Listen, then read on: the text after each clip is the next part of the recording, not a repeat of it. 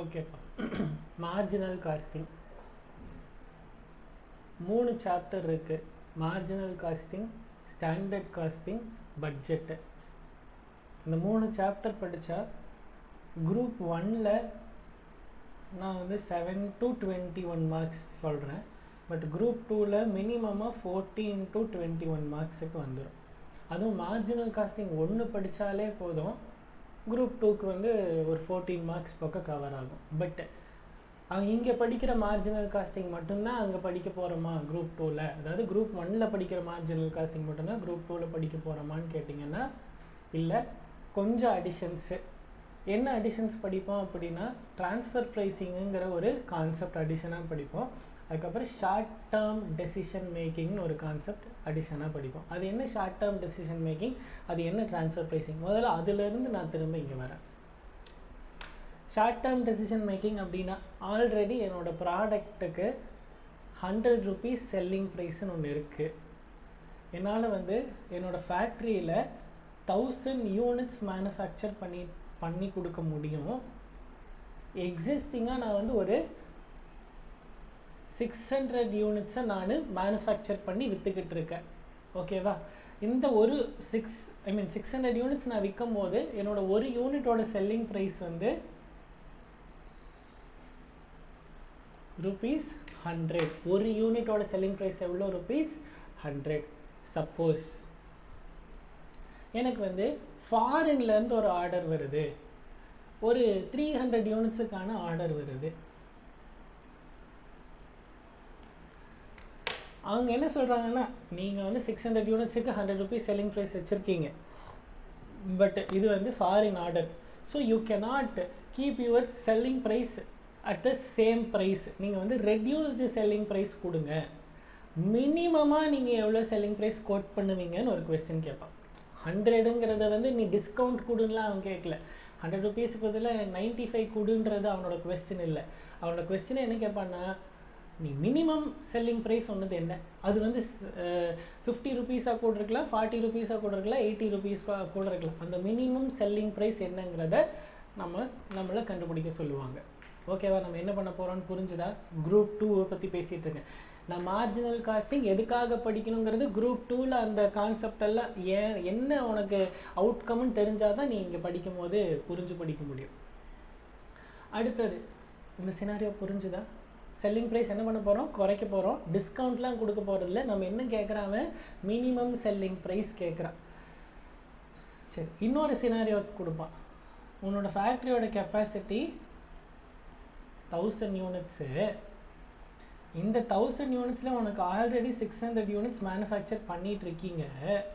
உனக்கு புதுசாக ஒரு ஆர்டர் வருது, எவ்வளோக்கு? 500 unitsக்கு. இப்போது இந்த 500 unitsோட ஆர்டரை அக்செப்ட் பண்ணலாமா வேண்டாமா? உடனே நம்மளோட பதில் என்னவாக இருக்கும்? 400 unitsக்கு அக்செப்ட் பண்ணிக்கலாம் அப்படிங்கிற பதிலாக இருக்கும். பட் அவன் என்ன கண்டிஷன் கொடுத்துருப்பான் அப்படின்னா, 500 unitsை நீ மொத்தமாக அக்செப்ட் பண்ணால் தான் உனக்கு அது, இல்லைன்னா அந்த 500 units ஆர்டர் கிடைக்காது அப்படின்னு. அப்போ நமக்கு இருக்கிற ஆப்ஷன் 1 500 unitsை அக்செப்ட் பண்ணுறது, 2 500 unitsை வேண்டான்னு சொல்கிறது, தேர்ட் ஆப்ஷன் என்னவாக இருக்கும்? அந்த 500 units அக்செப்ட் பண்ணிக்கலாம், ஆல்ரெடி இங்கே ஒரு 600 இருக்குல்ல, அதுலேருந்து 100 unitsை கம்மி பண்ணிடலாம் அப்படிங்க. அப்போ இந்த 3 ஆப்ஷன்லையும் போட்டுட்டு எது எனக்கு பெனிஃபிஷியலாக இருக்கோ அதை தான் நான் சூஸ் பண்ண முடியும். அப்பையும் என்ன சொல்லிடுவாங்கன்னா, இந்த 600 unitsக்கான செல்லிங் ப்ரைஸ் வந்து 100னோ, இந்த 500 unitsக்கான செல்லிங் ப்ரைஸ் வந்து 80னோ சொல்லிடுவாங்க. அதுக்காக தான் நம்ம ஒர்க் அவுட் பண்ணுறோம். இல்லைன்னா கண்ணை மூடிட்டு இந்த 500 மொத்தமாக எடுக்க போகிறோம் அப்படின்னா அந்த இடத்துல 500 சூஸ் பண்ணிவிட்டு இந்த இடத்துல 100 குறைச்சிட்டு போயிருந்துருக்கலாம். பட் இந்த மாதிரி வேரியேஷன்ஸோடு கொடுப்பாங்க. ஸோ அந்த மாதிரி நான் ரொம்ப பேசிக்காக சொல்கிறேன், அவன் இனி காம்ப்ளிகேட் பண்ணுவான். அடுத்தது, உன்னோட ஃபேக்ட்ரியோட கெப்பாசிட்டி 1000 units மேனுஃபேக்சர் பண்ணுறதுக்கான கெப்பாசிட்டி இருக்குது. நீ ஆல்ரெடி உன்னோட அவுட்புட் எவ்வளோ, ஆல்ரெடி உன்னோட அவுட்புட் எவ்வளோ இருக்குதுன்னா 1000 units அவுட்புட் இருக்குது. இந்த 1000 units ஆஃப் ப்ராடக்ட் ஏ பண்ணுறதுக்கு உங்களுக்கு raw material of product Z தேவைப்படுது. ஏ தான் என்னோடய ஃபினிஷ்டு ப்ராடக்ட்டு. இந்த ஏவை மேனுஃபேக்சர் பண்ணுறதுக்கு எனக்கு ரா மெட்டீரியல் ஜெட்டு தேவைப்படுது. புரிஞ்சுதா? சரி, இப்போ என்ன சொல்லுவாங்க அப்படின்னா, இந்த ரா மெட்டீரியல் ஜெட்டு நம்ம மேனுஃபேக்சர் பண்ணோம்னா வெறும் 5 ரூபா தான் செலவாகும். இதே ரா மெட்டீரியல் ஜெட்டை நம்ம பர்ச்சேஸ் பண்ணுறோம் அப்படின்னா அதுக்கு வந்து 12 ருபீஸ் செலவாகும்னு சொல்லிடுவோம். ஓகேவா? சரி, இப்போ இந்த ரா மெட்டீரியல் ஜெட்டை நம்ம மேனுஃபேக்சர் பண்ணணும்னா இருக்க ஃபேக்ட்ரியில் இங்கே ஒரு மிஷின் இருக்குல்ல, 1000 யூனிட் ப்ரொடியூஸ் பண்ணிட்டு இருக்கிற மிஷின் இருக்குல்ல, அந்த மிஷினை வச்சே நம்ம என்ன மேனுஃபேக்சர் பண்ணிக்கலாம், ரா மெட்டீரியல் ஜெட்டையும் மேனுஃபேக்சர் பண்ணிக்க முடியும். இப்படி இருக்குதுன்னா இப்போ ரா மெட்டீரியல் ஜெட்டை நான் வாங்கட்டுமா, 12 ரூபா கொடுத்து வாங்குறதா இல்லை வந்து மேனுஃபேக்சர் பண்ணட்டுமா? கொஸ்டின் புரிஞ்சா? மேனுஃபேக்சர் பண்ணுறத வாங்கட்டும், வாங்கலாமா? 12 என்னது? அதான் அந்த லேபர் காஸ்ட் எல்லாம் சேர்த்து தான் 5 ரூபான்னு சொல்லிட்டேன். ஏன்னா இங்கே 5 ரூபா தான் செலவாகுது, அங்கே வந்தால் 12 ரூபா செலவாகுது. ஆனால் பிரச்சனை என்ன தெரியுமா? இதில் என்ன பிரச்சனை வரும் தெரியுமா? தெரியாது. என்னன்னா அந்த ஒரு மிஷின் இருக்கா, அந்த ஒரு மிஷினில் ஆல்ரெடி நீ 100% கெப்பாசிட்டியில் வேலை செஞ்சிட்ருக்கியா? கரெக்டா? அப்போ அதில் கொண்டு போய் நீ ஜெட்டை மேனுஃபேக்சர் பண்ணணும்னா ஏவோட ப்ரொடக்ஷனை ஸ்டாப் பண்ணிட்டு தான் நீ வந்து ஜெட்டோட ப்ரொடக்ஷன் அதில் பண்ணணும். கரெக்டா? அப்போது ஏவை நீ வெளியில் வைத்து ஒரு லாபம் ஒன்று சம்பாரிச்சிட்ருக்க. கரெக்டா? அந்த லாபம் உனக்கு வராதில்ல. அப்போ நீ 500 யூனிட் ஜெட்டை மேனுஃபேக்சர் பண்ணணும் அப்படின்னா 500 யூனிட் ஏவை நிறுத்தணும். நீ வேணும் இங்கே சேவ் பண்ணுற அமௌண்ட்டை மட்டும் பார்க்காத, அங்கே அதை நிறுத்துறதுனால லூஸ் பண்ணுற ப்ராஃபிட்டையும் சேர்த்து நம்ம பார்க்கணும். ஸோ இதெல்லாம் தான் நம்ம வந்து எங்கே படிக்க போகிறோம்? குரூப் 2ல். குரூப் 2வை பொறுத்த வரைக்கும் நீங்கள் அது கஷ்டமாக இருக்குன்னு நினச்சி பார்த்தீங்கன்னா கஷ்டமாக தான் இருக்கும். பட்டு அது வந்து ஆக்சுவலாக இன்ட்ரெஸ்டிங்காக இருக்கும். அந்த 3 சாப்டரும் என்ன நடக்குது, இப்படி பண்ணால் அந்த ஒரு பெரிய டெசிஷன் மேக்கிங் ப்ராசஸே வந்து மார்ஜினல் காஸ்டிங் வச்சு தான். அதுக்கான பேசிக் ஐடியா, ஃபார்முலாஸு, எப்படி டேட்டாவை எடுக்கணும், அது எல்லாத்தையும் தான் நம்ம வந்து குரூப் 1ல் இருக்கிற மார்ஜினல் காஸ்டிங் சாப்டரில் படிக்க போகிறோம். ஓகேவா? அங்கே ஃபுல்லாக அப்ளிகேஷன் ஓரியன்ட், இங்கே ஃபுல்லாக வந்து கிட்டத்தட்ட இது 1 2 3 நம்பரை படிச்சுட்டு குரூப் 2ல் போயிட்டு அடிஷன் சப்ட்ராக்ஷன் பண்ணுற மாதிரி தான். இங்கே நம்பர்ஸு நம்ம நாளைக்கு ஒரு கடைக்கு போனால் 10 ரூபா வந்தது, 3 ரூபாய் திரும்ப கொடுத்தா 7 ரூபா ப்ராடக்டோட விலை. இதுதான் நம்ம ரியல் லைஃப்பில் அப்ளை பண்ண போகிறது. அதுக்காக உனக்கு நம்பர் தெரியணும், அடிஷன் தெரியணும், சப்ட்ராக்ஷன், மல்டிப்ளிகேஷன் எல்லாம் படிச்சிடறோம். அந்த நிஜ லைஃப்பில் அப்ளை பண்ணுறது குரூப் 2. பேசிக் நம்பர்ஸ், அடிஷன், சப்ட்ராக்ஷன் குரூப் 1. அவ்வளோதான். இது வந்து இங்கே நம்ம லாஸ்ட்டாக நான் சொன்னது வந்து மேக் ஆர் பை டெசிஷன். இது போக உடனே ஒரு கான்செப்ட் என்னென்னா ட்ரான்ஸ்ஃபர் ப்ரைஸிங். ட்ரான்ஸ்ஃபர் ப்ரைஸிங்னா என்ன அதையும் சொல்லிவிட்டு அதுக்கப்புறமா நான் இந்த சாப்டர் பேசிக்ஸ் சொல்லித்தரேன். நீ department A, department B, department C, நீ வந்து பர்ச்சேசர். டிபார்ட்மெண்ட் ஏ மேனுஃபேக்சர் பண்ணுறத டிபார்ட்மெண்ட் பி கன்சியூம் பண்ணும், டிபார்ட்மெண்ட் பி மேனுஃபேக்சர் பண்ணுறத டிபார்ட்மெண்ட் சி கன்சியூம் பண்ணும். டிபார்ட்மெண்ட் சி தான் வந்து அல்டிமேட்டாக ப்ராடக்டை வெளியில் விற்கிறாங்க. நான் தான் இந்த கம்பெனியோட ஓனர். இப்போ காளிதாஸ் யார்? Department A. உனக்கு ரா மெட்டீரியல் நான் வாங்கி தந்துடுறேன். காளிதாஸ் வந்து யாருக்கு சப்ளை பண்ணுவான்? டிபார்ட்மெண்ட் பி, ஹேமந்துக்கு தனுஷுக்கு சப்ளை பண்ணுறான். அவன் வந்து பிரணேஷ் அவுட் சைடர், அவனுக்கு வித்துறான். இப்போ எனக்கு பெருசாக படிப்பறிவெல்லாம் கிடையாது. நான் என்ன சொல்கிறேன், காளிதாஸ், ஹேமந்த், தனுஷ் 3 பேர் எங்கிட்ட வந்து இந்த வருஷ கடைசியில் போனஸ் வேணும்னு கேட்டு வர்றாங்க, இன்சென்டிவ் வேணும்னு கேட்டு வர்றாங்க. நான் வந்து தெளிவாக சொல்லிட்டேன், தனுஷுக்கு மட்டும்தான் போனஸ். ஹேமந்துக்கும் காளிதாஸுக்கும் ஒன்றுமே கொடுக்க முடியாதுனால. ஏன்?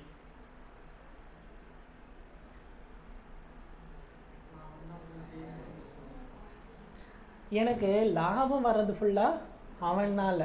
இவனுக்கு 2 நாள் எனக்கு என்ன மட்டும்தான் வந்துட்டுருக்குது? செலவு மட்டும்தான் ஆகிட்டுருக்கு. உனக்கு ரா மெட்டீரியல் வாங்கி கொடுத்ததுலாம் உனக்கு சம்பளம் வேறு கொடுத்து நீ எனக்கு செலவு வச்சுட்டு இருக்கிற, எலக்ட்ரிசிட்டி கன்சியூம் பண்ணுற. அடுத்தது அவன் ப்ரொடியூஸ் பண்ணுறது நீ எடுத்துகிட்டு போயிடுற, அவனே செலவு பண்ணி வச்சுருக்கான். அடுத்து ஹேமந்த் அவன் தனியாக எலக்ட்ரிசிட்டி, அவன் தனியாக லேபர், அவன் தனியாக எக்ஸ்ட்ராவாக நட்டு போல்ட்டு ஸ்க்ரூ எல்லாம் வாங்கி அவன் ப்ரொடியூஸ் பண்ணுறான். அது அவன் வாங்கினா அவன் என்ன பண்ணிட்டான், வெளியில் விற்று அவனுக்குன்னு ஒரு லாபத்தை சம்பாரித்து கொடுத்துட்டான். இப்போ அதே சண்டை தான் நீ என்கிட்ட, நான் ப்ரொடியூஸ் பண்ணி தராமல் அவனால் விற்றுருக்க முடியுமான்னு நீ என்கிட்ட கேட்ட. இவனும் அதே தான் சொன்னான். சரி நான் இனிமேல் நான் வேலை செய்யலைன்னு கை கட்டிட்டு நின்றுட்டீங்க 2 பேரும். அவனால் ஏதாவது விற்க முடியுமா? அவனுக்கு கடைசியாக பெயிண்ட் அடிக்கிறது தான் அவனுக்கு தெரியும். ப்ராடக்ட்டு பண்ணது நீ, பெயிண்ட் அடித்து வெளியில் விற்றவன் அவன். பெயிண்ட் அடிக்கிறவனுக்கு எல்லாம் போனஸு, ப்ராடக்ட் மேனுஃபேக்சர் பண்ணவனுக்கு ஒன்றுமே இல்லை. அதனால் நீ என்ன பண்ணுற, அடுத்தது நீ என்ன பண்ணுற அப்படின்னா, உன்னோட ப்ராடக்டை இதே ஸ்டேஜில் நீ நம்ம பேராட்சி தேவிக்கு விற்கிற, நீ வர்ஷினிக்கு விற்க முடியும் அப்படின்னா, இப்போ நம்ம காளிதாஸ் எவ்வளோ ருபீஸ்க்கு ஒன்றால் வெளியில் விற்க முடியும், அடுத்து ஹேமந்த் உன்னோட ப்ராடக்ட் எவ்வளோ ருபீஸ்க்கு வெளியில் விற்க முடியும்னு பார்த்துட்டு அந்த ப்ரைஸுக்கு தான் நீயே, யார் காளிதாஸ் ஹேமந்துக்கு ட்ரான்ஸ்ஃபர் பண்ணுறதே சேம் கம்பெனிங்கனால முதல்ல என்ன பண்ணோம், எவ்வளோ செலவாச்சோ அந்த ப்ரைஸில் அப்படியே நீ அவனுக்கு கொடுத்துக்கிட்டு இருந்த. இதில் என்னத்தை லாபம் வச்சு கொடுக்குறது, ஒரே கம்பெனி தானே. இப்போ நம்ம என்ன பண்ண போகிறோம், நீ 10 ரூபாய்க்கு மேனுஃபேக்சர் பண்ண ப்ராடக்ட்டை நீ வெளியில் விற்க முடிஞ்சால் 15 ரூபாய்க்கு விற்க முடியுமா? அப்போ அதே ப்ரைஸுக்கு தான் நீ என்ன பண்ண போகிற, ஹேமந்துக்கு கொடுக்க போகிற. கையில் காசெல்லாம் அவனுக்கு ஒன்றும் வராது, நான் தான் அவனுக்கு சம்பளம் கொடுத்துருக்கேன். பட் வெளியில் அவுட் போடும்போது நீ எவ்வளோ ப்ரைஸுக்கு போட போகிற, 15 rupees. இப்போ உன்னோட manufacturing cost 10, 15 rupees is the transfer price. So 5 rupees profit is earned by you. இவனுக்கு 15 ரூபாய்க்கு தான் அந்த ப்ராடக்ட்டை வாங்கியிருக்கான், அவன் அதில் ஒரு 10 ரூபா செலவு பண்ணியிருக்கான், 25 ரூபா. அவன் அதுக்கப்புறம் ஒரு 30 rupees ப்ராஃபிட், 5 ரூபா ப்ராஃபிட் வச்சு அவன் அடுத்த இதுக்கு ட்ரான்ஸ்ஃபர் பண்ணிடுறான். இப்போ அவனுக்கு காஸ்ட் ப்ரைஸே என்னது 30, பெயிண்ட்டுக்கு ஒரு 2 ரூபா செலவு பண்ணிட்டான். இப்போ அடுத்தது 35 ரூபாய்க்கு வெளியில் விற்றான்னா அவனுக்கு ஏர்ன் பண்ண ப்ராஃபிட் 3, 5, 5, மொத்தம் 13 ரூபா ப்ராஃபிட் பிரிஞ்சு போச்சா. முதல்ல என்ன இருக்கும், மொத்தம் 13 ரூபா ப்ராஃபிட்டும் அவன் பேர்லேயே இருந்தது. இப்போ அந்த 13 ரூபா ப்ராஃபிட்டு மொத்தமாக 3 பேர்த்துக்கு பிரிஞ்சு போச்சு. இப்போ இதை எப்படி பிரிக்க போகிறோம்? ஆர் சம்டைம்ஸ் என்ன ஆகும்னா, உன்னோட ப்ராடக்ட்டுக்கு பேராட்சி தேவி கிட்டேருந்து ஒரு மார்க்கெட் இருக்கும், அதை சப்ளை பண்ணால் தான் ஹேமந்தும் பேராட்சி தேவிகிட்டேருந்து ரா மெட்டீரியல் வாங்க வேண்டிய நெசசிட்டி இருக்கும். ஸோ அப்போ நீ இவங்களுக்கு தான் சப்ளை பண்ணணும், அப்போ தான் இப்படி ஒரு ரா மெட்டீரியல் கிடைக்குங்கிற மாதிரி சினாரியோலாம் வரும். அப்போ எப்படி இந்த ட்ரான்ஸ்ஃபர் ப்ரைஸ் எல்லாம் ஃபிக்ஸ் பண்ணணும், இதெல்லாம் தான் நம்ம ட்ரான்ஸ்ஃபர் ப்ரைஸிங்கில் படிக்க போகிறோம். புரிஞ்சுதா? அப்போ இதெல்லாம் நம்ம புரிஞ்சு கொஸ்டினை படித்து டிசைட் பண்ணணுன்னா நமக்கு என்ன தெரியணும், பேசிக்ஸ் தெரியணும். அதுக்கான பேசிக்ஸை தான் நம்ம இங்கே பார்க்க போகிறோம்.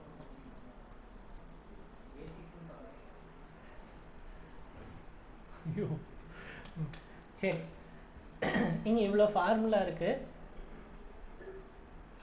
ஃபார்முலா இப்போதைக்கு எதுவும் படிக்க வேண்டாம். இந்த ஃபார்மேட்டு, இந்த டேபிள்,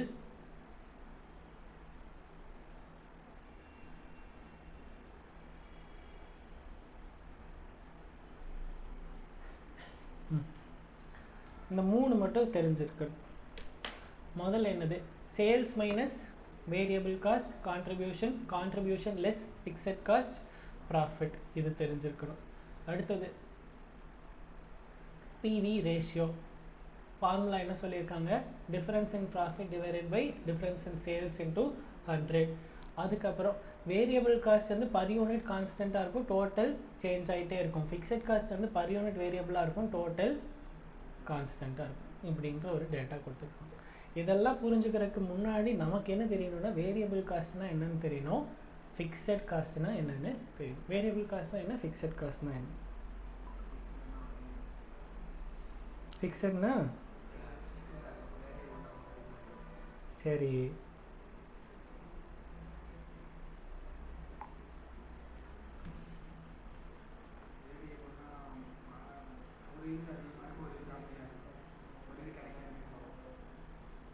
சரி நம்ம அகாடமியை வச்சுட்டு எதெல்லாம் ஃபிக்ஸட் காஸ்ட்டு எதெல்லாம் வேரியபிள் காஸ்ட்டுன்னு சொல்லுங்க. முதல்ல அகாடமிக்கு ஃபீஸுங்கிறது ரெவென்யூ, காஸ்ட் கிடையாது. நீ உன் பாயிண்ட்லன்னு சொல்லக்கூடாது, அகாடமி பாயிண்ட்லன்னு சொல்லு.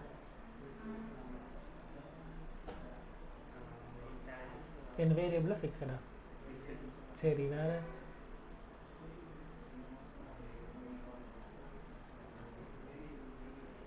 ஏதாச்சும் ஒரு முடிவுக்கு வாங்கடா. சரி, எனக்கு எப்படி சேலரி கொடுப்பாங்கன்னு சொல்லுங்க.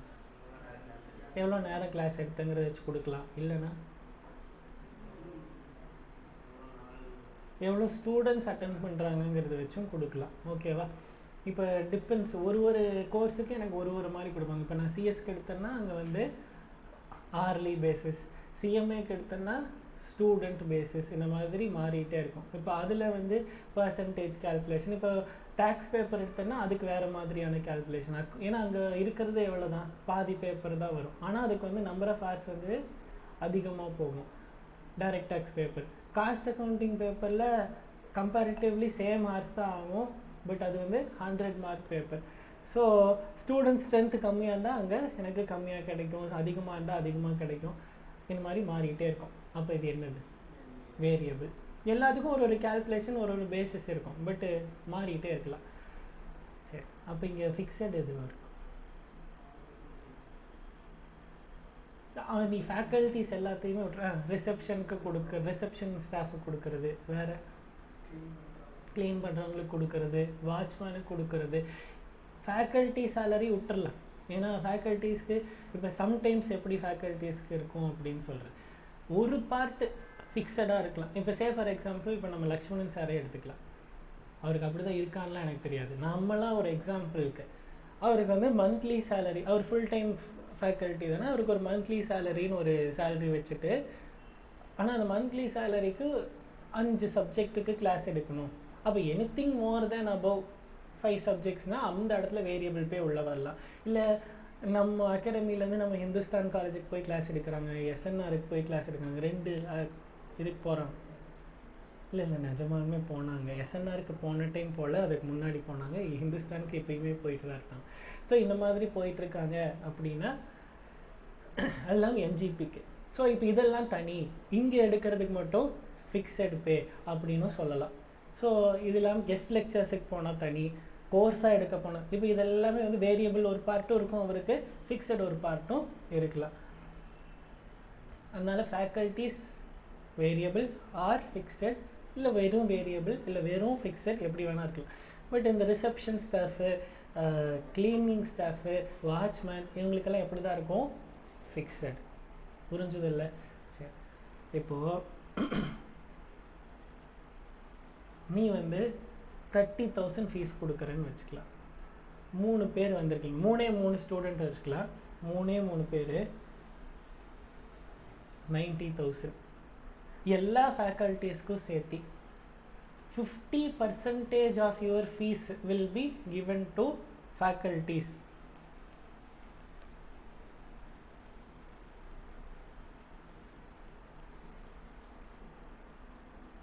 கான்ட்ரிபியூஷன் எவ்வளோ வந்துருச்சு? 45. வேரியபிள் தானே, அதை ஒத்துக்கிறீங்களே. நான் எந்த பேசிஸ்? இப்போ ரிசப்ஷன் ஸ்டாஃப்க்கு 10,000 சேலரி, வாட்ச்மேனுக்கு 10,000, அந்த க்ளீனிங் அவங்களுக்கு ஒரு 10,000. அப்போ மொத்தமாக எவ்வளோ ஆகுது? 30,000. 6 மாத கோர்ஸ் நடக்குதா? எவ்வளோ வருது? ஆன்சர் போட்டு சொல்லுங்கள். 2 lakh. அட சொல்லுடே, எப்படா 45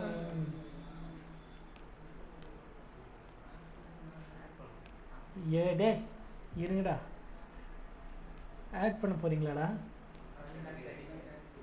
1 lakh minus 1 lakh 35,000. புரிஞ்சுதா இல்லையா? சரி, இப்போ மொத்தம் எத்தனை பேர் இருக்கீங்க? 7 பேர் இருக்கீங்க.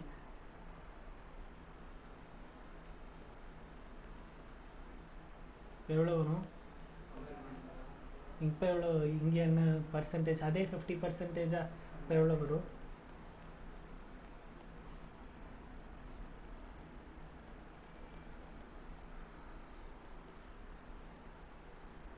இந்த இது அமௌண்ட் மாற போகிறதில்ல, அதே 6 மாதம்தான். இப்போ எவ்வளோ?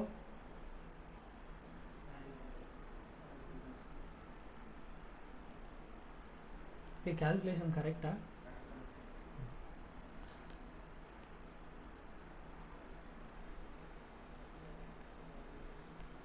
சரி, என்னடா உனக்கு பிரச்சனை? சரி, அடுத்தது ஆன்லைனில் ஒரு 5 பேர் இருக்காங்கன்னு வச்சுக்கலாம். நம்ம மொத்தம் எவ்வளோ 12 ஸ்டூடெண்ட் ஆகிடுவாங்களா? இப்போ சொல்லுங்கள், 12 × 30,000 எவ்வளோ?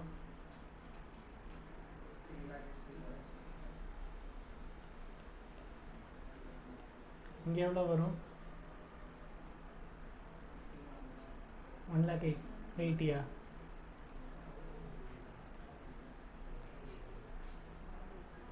தப்பாக சொல்கிறேன். 30,000டா. ஒரு ஸ்டூடெண்ட்டோட ஃபீஸுடா 30,000 நான் சொன்னேன்டா. 1,80,000 தப்பா? 50% ஃபேக்கல்ட்டிஸு கொடுத்துருவோன்னு இப்போ இவங்களுக்கு எவ்வளோ போயிடுது? 1 lakh. இது 1,80,000 எப்படி வந்துச்சுன்னு புரிஞ்சா? இப்போ என்னது? 0. இது வரைக்கும் புரியுதா? இப்போ ஃபிக்ஸட் காஸ்ட் எப்படிப்பா இருக்குது? எல்லா இடத்துலையும் கான்ஸ்டண்ட்டாக அப்படியே இருக்கா? வேரியபிள் காஸ்ட் என்ன ஆகிட்டே போயிடுச்சு? ப்ரொடக்ஷன் இன்க்ரீஸ் ஆக மாறிக்கிட்டே இருக்குது. சரி, இப்போது 15 ஸ்டூடெண்ட்ஸ் வச்சுக்கலாம். இப்போ சொல்லுங்கள், சீக்கிரம் கால்குலேட் பண்ணி சொல்லுங்கள். 15 × 30,000 4,50,000. அதில் பாதி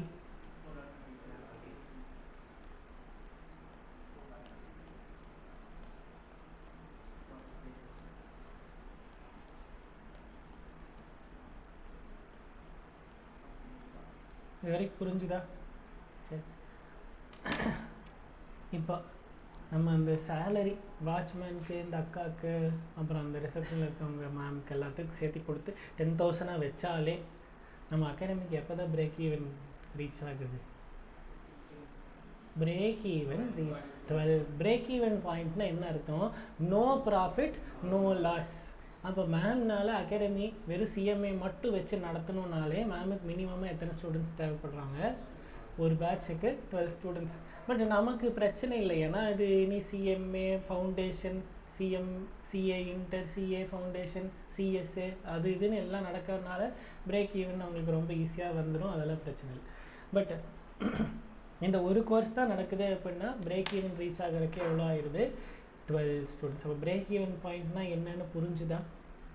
சரி, 15 ஸ்டூடெண்ட்ஸ் வந்தால் எத்தனை ஸ்டூடெண்ட்டு ப்ராஃபிட் சம்பாரிச்சு கொடுக்குறாங்க?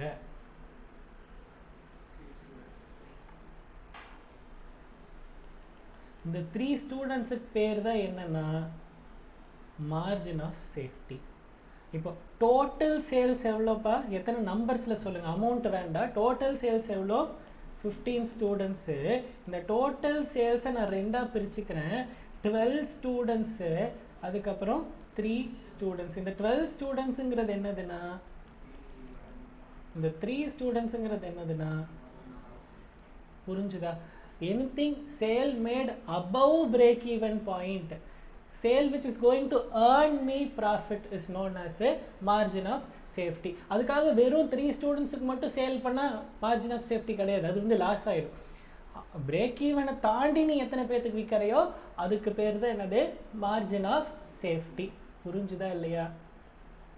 சரி, அதுதான் இங்கே பார்த்தீங்கன்னா முதல்ல வந்து 3 ஸ்டூடெண்ட் தான் இருந்தாங்க, அங்கே ப்ராஃபிட்டே வரல.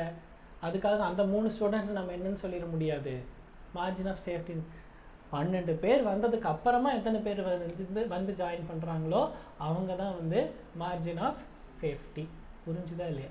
சரி, இப்போ இந்த ஃபேக்கல்ட்டி ஃபீஸ் 50%ன்னு வேரியபிள் காஸ்ட்டில் போட்டிருக்கோம்ல, அங்கே 45,000 டிவைடட் பை 3 ஸ்டூடெண்ட்ஸ் போடுங்க, 15,000. அப்போ எனக்கு மொத்தமாக எல்லா சப்ஜெக்டும் நான் எடுக்கிறேன்னே வச்சுக்கலாம். மொத்தமாக எல்லா சப்ஜெக்டும் நான் எடுத்தால் ஒரு ஸ்டூடெண்ட்னால எனக்கு எவ்வளோ கிடச்சிது? 15,000. சரி, அந்த 1,05,000 வந்துச்சுல்லப்பா, அப்போ போடுங்க 1,05,000 டிவைடட் பை 7 ஸ்டூடெண்ட்ஸ், 15,000. அப்பையும் ஒரு ஸ்டூடெண்ட்டுக்கு எனக்கு எவ்வளோ? 1,05,000 மொத்தமாக வரும், பட் ஒரு ஸ்டூடெண்ட்டுக்கு எனக்கு எவ்வளோ தான் கிடைக்கிது? 15. அதுக்கப்புறம் 1,80,000 வருது இல்லை, அப்போ போட்டு பாருங்கள், அதே 15. 2,25,000 வருது இல்லை, அப்போ போட்டு பாருங்கள், அப்பையும் அதே 15. அப்படின்னா என்ன அர்த்தம்? வேரியபிள் காஸ்ட்டில் இருக்கிற பர் யூனிட் காஸ்ட் எப்போவுமே எப்படி தான் இருக்குது? கான்ஸ்டண்ட்டாக இருக்குது. பட் டோட்டல் வேரியபிள் காஸ்ட் என்ன ஆகிட்டே இருக்குது, இன்க்ரீஸ் ஆகலாம் டிக்ரீஸ் ஆகலாம் மாறிட்டேன். ஸ்டூடெண்ட் குறைஞ்சதுன்னா குறையும், அதிகமாச்சுன்னா அதிகமாகும். அப்போ வேரியபிள் காஸ்ட்டோட டோட்டல் வேரியபிள் காஸ்ட் எப்பவுமே என்ன ஆகும், வேரி ஆகும். வேரியபிள் காஸ்ட்டோட பர் யூனிட் காஸ்ட் என்ன ஆகும், கான்ஸ்டண்ட்டாக இருக்கும். புரிஞ்சுதா இல்லையா? இப்போ இந்த சார்ட்டுக்கு போகலாம். பர் யூனிட் காஸ்ட் எப்படி இருக்குது, கான்ஸ்டண்ட்டாக இருக்குது. டோட்டல் வேரியபிள் காஸ்ட் எப்படி இருக்குது, வேரியபிளாக இருக்குது. புரிஞ்சுதா? சரி, அடுத்தது ஃபிக்ஸட் காஸ்ட் பாருங்கள். ஃபிக்ஸட் காஸ்ட் வந்து 1,80,000 பா. இப்போ 1,80,000 டிவைடட் பை 3 போடுங்க. 60,000. சரி, ஃபிக்ஸட் காஸ்ட்டு ஒரு ஸ்டூடெண்ட்டுக்கு முதல்ல எவ்வளோ ஆச்சு, 60,000. நான் கொடுத்த ஃபீஸே 30 தான், அப்புறம் எங்கே 16 கேட்காதீங்க, அதனால தான் அது லாஸ்ட்டில் போகுது. ஓகேவா? அடுத்தது 1,80,000 டிவைடட் பை 7 போடுங்க.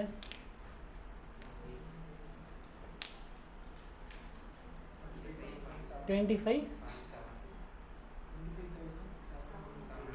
சரி, 25,700 கொஞ்சம் மாறி இருக்கு. திரும்ப 1,80,000 டிவைடட் பை 12 போடுங்க. 15,000. 1,80,000 டிவைடட் பை 15, 12,000. அப்போது ஃபிக்ஸட் காஸ்ட் எப்படி இருக்குது, பர் யூனிட் காஸ்ட்டு மாறிக்கிட்டே இருக்குது. ஆனால் டோட்டல் ஃபிக்ஸட் காஸ்ட்டு கான்ஸ்டண்ட்டாக, அதுதான் இங்கேயும் சொல்லியிருக்கோம். புரிஞ்சுது அந்த டேபிள்? ஸோ அப்போ எனக்கு எடுத்தோடனே பிரேக் ஈவன் பாயிண்ட் ரீச் பண்ண மாட்டேன். கொஞ்சம் கொஞ்சமாக விற்று ஒரு பாயிண்டில் தான் பிரேக் ஈவன் பாயிண்ட் ரீச் பண்ணும். அப்போ பிரேக் ஈவன் பாயிண்ட்டுக்கு முன்னாடி இருந்தாலே அது என்னது தான், loss. Break even point reach பண்ணால் தான் அது வந்து no profit no loss. Break even பாயிண்ட்டை தாண்டி நான் எவ்வளோ சேல் பண்ணாலும் அதெல்லாம் எனக்கு என்ன சம்பாரிச்சு கொடுக்க ஆரம்பிச்சிடும், ப்ராஃபிட் சம்பாரிச்சு கொடுக்க ஆரம்பிச்சிடும். அந்த ப்ராஃபிட் சம்பாரிச்சு கொடுக்குற நம்பர் ஆஃப் யூனிட்ஸுக்கு தான் பேர் என்னது, மார்ஜின் ஆஃப் சேஃப்டி. இந்த பிரேக் ஈவன் பாயிண்ட்டாக இருந்தாலும் சரி, இல்லை வந்து மார்ஜின் ஆஃப் சேஃப்டியாக இருந்தாலும் சரி, இதை நீங்கள் 15 ஸ்டூடெண்ட்ஸு 12 ஸ்டூடெண்ட்ஸுன்னு நம்பர் ஆஃப் யூனிட்ஸ்லேயும் சொல்லலாம். ஆறு 3,60,000 is my break even point sales amount total value. Or 90,000 is my margin of safety. எப்படி அந்த 90,000 வந்துச்சு, 3,60,000 + 90 தான் எவ்வளோ, 4,50,000. அப்போ அதுக்கு மேலே எவ்வளோ சேல் ஆயிருக்கு, 90,000. அப்போ 90,000 இஸ் மை மார்ஜின் ஆஃப் சேஃப்டின்னு சொல்லி ருப்பீஸ்லேயும் சொல்லலாம். நீ அப்போ ரெண்டு மாதிரியும் சொல்லலாம். 12, 3 இப்படி சொன்னால் அது என்னது, யூனிட்ஸு. அதே அது என்ன 3,60,000, 3,60,000 அதுக்கப்புறம் 90,000 அப்படின்னு ருப்பீஸ்லையும் நீ வந்து உன்னோட இதை வந்து டினோட் பண்ணிக்கலாம். புரிஞ்சுதா இல்லையா இது வரைக்கும்? நம்ம எங்கேயுமே ஃபார்முலாஸ் யூஸ் பண்ண மாட்டோம். இந்த ஃபார்மேட்டை மட்டுமே தான் வச்சு நம்ம போக போகிறோம். சரி, இப்போ இந்த ஃபார்மேட் வச்சு போகும்போது நான் எப்போவுமே வேரியபிள் காஸ்ட்டை பொறுத்த வரைக்கும் பர் யூனிட்டில் தான் நான் வச்சுக்க முடியும். கான்ட்ரிபியூஷனை பொறுத்த வரைக்கும் பர் யூனிட்டில் தான் நான் போவேன். பட் ஃபிக்ஸட் காஸ்ட்டை பொறுத்த வரைக்கும் டோட்டலில் தான் நான் போவேன். ஏன் அப்படின்னா வேரியபிள் காஸ்ட் பர் யூனிட் தான் என்னது, constant. Fixed cost total cost தான் என்னது, கான்ஸ்டன்ட். அப்போ எப்போயுமே எது கான்ஸ்டண்ட்டாக இருக்கோ அதை வச்சு தான் நான் ஒர்க் அவுட் பண்ணிக்க முடியும். வேரி ஆகிட்டே இருக்கிறத வச்சு நான் சம் ஒர்க் அவுட் பண்ண முடியாது. அதனால தான் நான் வந்து இந்த மாதிரி எடுத்துகிட்டு போகிறேன். இல்லை கான்ட்ரிபியூஷன் கூட அவாய்ட் பண்ணிக்குவேன். வேரியபிள் காஸ்ட் எப்பயுமே பர் யூனிட்டில் இருக்கிற க்ரைட்டீரியா யூஸ் பண்ணிக்குவேன். ஃபிக்ஸட் காஸ்ட் எப்பயுமே டோட்டலில் இருக்கிறது. அடுத்தது இது வரைக்கும் புரிஞ்சுதில்லை?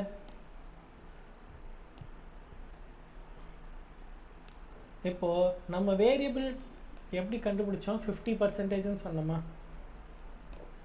நான் எக்ஸாம்பிளுக்கு மாற்றிக்கிறேன். இங்கே வந்து வேரியபிள் காஸ்ட் வந்து 60% வச்சுக்கிறேன். ஆன் வாட்டு, ஆன் சேல்ஸ். அப்போ கான்ட்ரிபியூஷன் எத்தனை பர்சன்டேஜ் இருக்கும்? இந்த 40%க்கு தான் பேர் என்னன்னா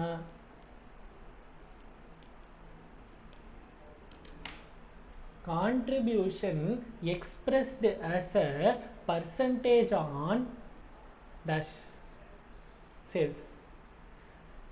Contribution expressed as a percentage on sales is known as dash ratio, PV ratio. Contribution expressed as a percentage on sales is known as, புரிஞ்சுதா?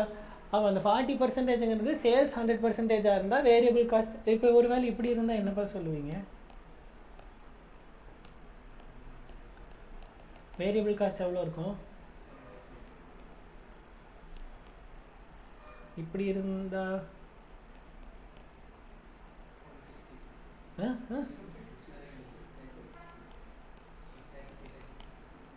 ஓகேவா?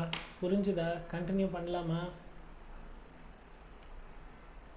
சரி, இப்போ பொதுவாகவே நம்ம அந்த ஃபார்மேட்குள்ளே வச்சுட்டு பிவி ரேஷியோ ஒன்று வச்சுட்டு per unit variable cost total fixed cost எல்லாம் வச்சு எல்லாத்தையும் கண்டுபிடிச்சிட்டு போயிடுவோம். ஒரு சில டைம் எனக்கு 2 இயரோட டேட்டா கொடுத்துருவான். இயர் 1 இயர் 2 இல்லை 2 குவார்ட்டரோட குவார்ட்டர் 1 குவார்ட்டர் 2 இல்லை ஹாஃப் இயர்லி 1 ஹாஃப் இயர்லி 2 இப்படி ஒரு டேட்டா கொடுத்துட்டாங்கன்னா வெறும் ப்ராஃபிட்டும் சேல்ஸும் தான் இருக்கும். அப்போ மேலே சேல்ஸு கீழே ப்ராஃபிட், நடுவில் லிங்க் பண்ணுறதுக்கு எனக்கு எந்த ஐட்டமுமே இருக்காது. கரெக்டாக? அப்போ அந்த மாதிரி டைமில் வேறு வழியே இல்லை. 2 பீரியடுக்கான டேட்டா கொடுத்துட்டான்னா நான் வந்து கண்டிப்பாக என்ன தான் யூஸ் பண்ணி ஆகணும்? இந்த ஃபார்முலாவை தான் யூஸ் பண்ணி ஆகணும். அப்போ பிவி ரேஷியோ எப்படி கண்டுபிடிப்போம்னா difference in profit divided by difference in sales. அதாவது பீரியட் 1 மைனஸ் பீரியட் 2ஓட ப்ராஃபிட், அதே மாதிரி பீரியட் 1ஓட சேல்ஸ் மைனஸ் பீரியட் 2ஓட சேல்ஸு இன்டூ 100ன்னு போட்டு தான் பிவி ரேஷியோவை கண்டுபிடிச்சாங்க. அப்போ மட்டும் வேறு வழி இல்லை, ஃபார்முலா யூஸ் பண்ணி தான் ஆகணும். எப்போயாச்சும் ஒரு சில டைம்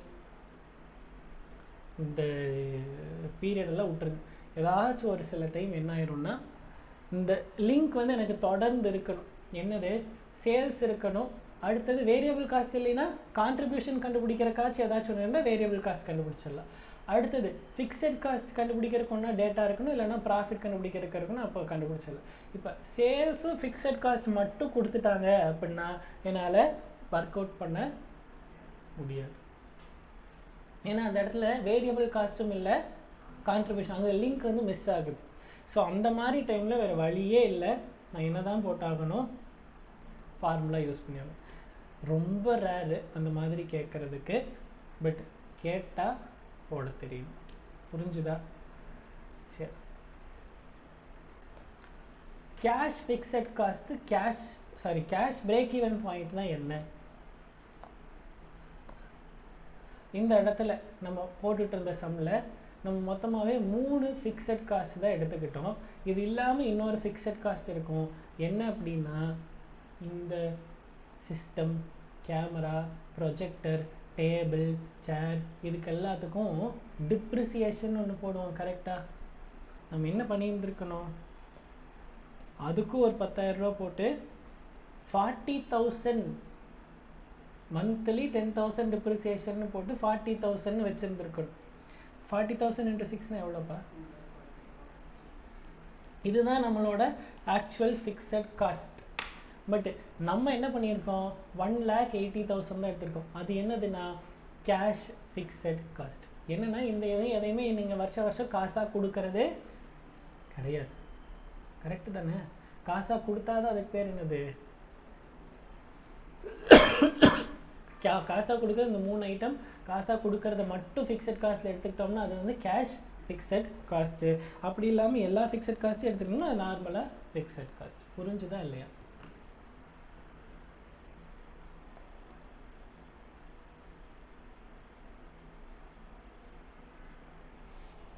இதுக்கு மேலே என்ன கேட்டாலும் ஃபார்மேட்டில் சப்ஸ்டியூட் பண்ணி நம்ம ஆன்சர் போட்டுக்கலாம். கீழே இருக்கிற அந்த desired profit, shut down sales, இதெல்லாம் வேண்டாம்.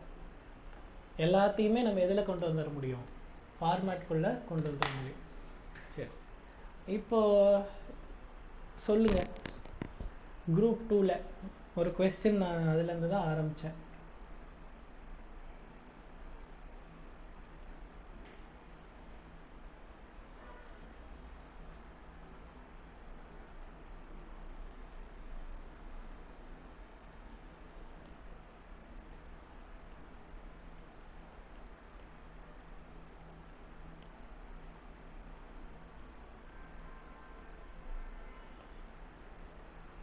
இதுக்கான பதில் என்னவாக இருக்க முடியும்? Minimum selling price without any profit எப்படி கண்டுபிடிப்பீங்க?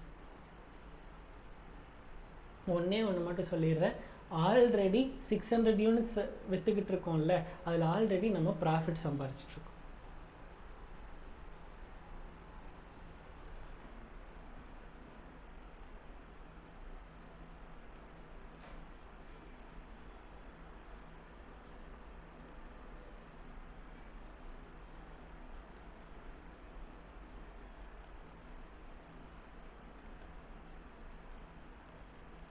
சரி 40% போட்டால் எவ்வளோட வருது?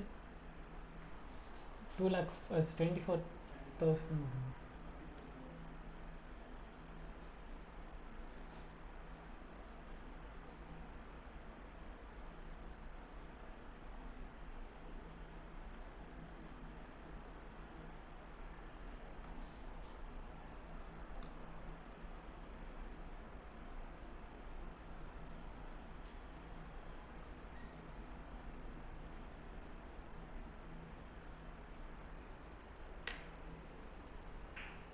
இப்போ I don't want any profit அப்பா, what would be my selling price for the remaining 400 units? இவ்வளோதான் என்னோட question.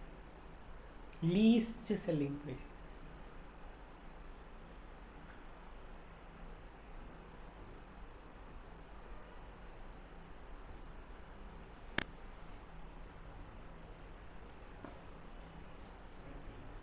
$90 இல்லை. ப்ராஃபிட் வேண்டாம்னோடனே 6,000 டிவைடட் பை 6 தான் என்கிட்ட பண்ணி அங்கேருந்து நான் அந்த ப்ராஃபிட் 10 ரூபா ப்ராஃபிட் வருதுன்னு எதையோ கண்டுபிடிச்சிட்டு 60 தெரியுமா ஆன்சர் போட்டு சொல்லு. ப்ராஃபிட் எனக்கு அதாவது இந்த ப்ராஃபிட்டை நான் எதுவும் பண்ண மாட்டேன், இது வந்துட்டு இருக்கட்டும். 400 யூனிட்ஸுக்கு ப்ராஃபிட் வேண்டாம், 400 யூனிட்ஸுக்கு தான் செல்லிங் ப்ரைஸே கேட்குறேன்.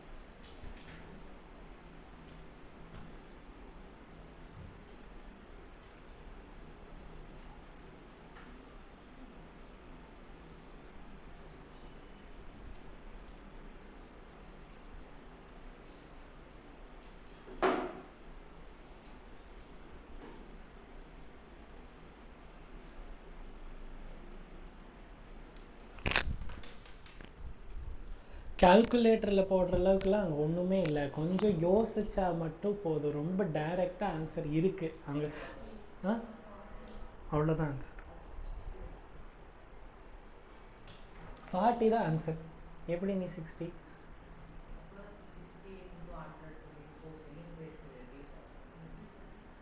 செல்லிங் ப்ரைஸ் எல்லாம் ரீச் பண்ண வேணாம், நான் கேட்குறதே selling price, least selling price. C என்ன ஆகுதுன்னு பாருங்கள். ஃபிக்ஸட் காஸ்ட்டை வந்து இவனே மீட் பண்ணிட்டான். நான் அந்த ஃபேக்ட்ரிக்கான ரெண்ட்டு, அந்த வாட்ச்மேனுக்கு சேலரி, இதெல்லாம் ஒரு ஃபேக்ட்ரிக்கு ஆகும். கரெக்டாக? Capacity 1000 units. நீ 1000 யூனிட்ஸ் ரீச் பண்ணுற வரைக்கும் ஒரே வாட்ச்மேன் போதும், அதே ஃபேக்ட்ரி ரெண்ட்டு போதும். அப்போ ஃபிக்ஸட் காஸ்ட் ஃபுல்லாக யாரே மீட் பண்ணிட்டாங்க? ஃபஸ்ட் இருக்கிற 600 யூனிட்ஸ் மீட் பண்ணிட்டாங்க. அப்போது பேலன்ஸ் இருக்கிற இவங்களுக்கு வந்து ஃபிக்ஸட் காஸ்ட் 400 யூனிட்ஸுக்கு fixed cost is what? 0. Profit நம்ம எவ்வளோ வேணுங்கிறோம்? 0. அப்போ கான்ட்ரிபியூஷன் எவ்வளோ இருந்தால் போதும்? 0. கரெக்டாக? ரிவர்ஸில் வந்துட்டுருக்கேன், புரியுதா இல்லையா? ஏன் ஃபிக்ஸட் காஸ்ட் 0 போட்டேன்னு தெரிஞ்சுதா? ஏன் ப்ராஃபிட் 0 போட்டேன்னா நான் தான் சொல்லியிருக்கேன், கொஸ்டினில் கொடுத்துருவாங்க ப்ராஃபிட் எவ்வளோ வேணுங்கிறது. நான் தான் சொல்கிறேன் ப்ராஃபிட் எவ்வளோ வந்தால் போதும்? 0. அதனால இது எல்லாமே 0, இது 0. அது ரிவர்ஸில் வந்ததுனால கான்ட்ரிபியூஷன் 0. இப்போது நம்ம எத்தனை யூனிட் சொல்கிறோம்? இன்ட்டு 40. அது மாற போகிறது இல்லையில்ல. Variable cost per unit will always remain constant. இப்போ 400 × 40னா 16,000. அப்போ 16,000கே நீ வித்தினா போதும்ல, கரெக்டா? அப்போ 16,000 நீ 400 யூனிட்ஸ் விற்கிறன்னா செல்லிங் ப்ரைஸ் எவ்வளோ? அப்போ உன்னோட வேரியபிள் காஸ்ட்டை மட்டும் நீ கவர் பண்ணாலே போதும். ஃபிக்ஸட் காஸ்ட்டை யார் ஆல்ரெடி கவர் பண்ணி கொடுத்துட்டாங்க? எக்ஸிஸ்டிங் மார்க்கெட் கவர் பண்ணிடுச்சு. டொமஸ்டிக் மார்க்கெட்டில் நீ ப்ராஃபிட்டோடு விற்றுட்ருக்க.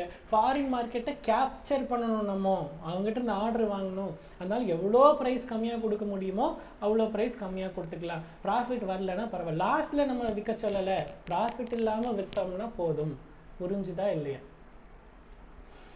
எக்ஸிஸ்டிங் மார்க்கெட்டில் 2 டொமஸ்டிக் மார்க்கெட் வச்சுக்கிட்டு ஒரு டொமஸ்டிக் மார்க்கெட்டில் வந்து அதிகமாகவும் இன்னொரு டொமஸ்டிக் மார்க்கெட்டில் கம்மியாகவும் விற்றா ரெப்புடேஷன் போயிடும். அதை பண்ண மாட்டாங்க. அதனால தான் நான் தெளிவாக என்ன சொல்லிட்டேன், புதுசாக வர ஆர்டர் ஃபாரின் மார்க்கெட்டுன்னு நான் ஃபஸ்ட்டு டைம் கொஸ்டின் சொல்லும் போதே சொன்னேன். புரிஞ்சுதா? இங்கே உங்களுக்கு ஞாபகம் வச்சுக்க வேண்டியது ஃபிக்ஸட் காஸ்ட் இஸ் ஆல்ரெடி கவர்டுங்கிறத ஞாபகம் வச்சுக்கணும். சம்டைம்ஸ் கொஸ்டினில் என்ன கொடுப்பாங்க அப்படின்னா, fixed cost increased to 32,000 because the production increased அப்படின்னு சொல்லுவான். அப்போ நீ என்ன பண்ணிக்கலாம், 2,000 மட்டும் இங்கே போடுங்க, இங்கே 0 போடுங்க, இங்கே 2,000 போடுங்க. அப்போ செல்லிங் ப்ரைஸ் என்னவா மாறும், 18,000 மாறும். புரிஞ்சுதா எல்லாமே? அப்போ அதை பண்ணுறதுக்காகத்தான் நம்ம என்ன படிச்சுட்ருக்கோம், இங்கே ஃபார்முலாஸ் எல்லாமே படிக்கணும். புரிஞ்சால் ரொம்ப ஈஸியான சாப்டர், புரியலைன்னா கொஞ்சம் கஷ்டமாக இருக்கும். இது மட்டும் படித்தா ஆல்மோஸ்ட் 14 to 21 மார்க்ஸ் எங்கே வந்துடும், குரூப் 2ல் வந்துடும்.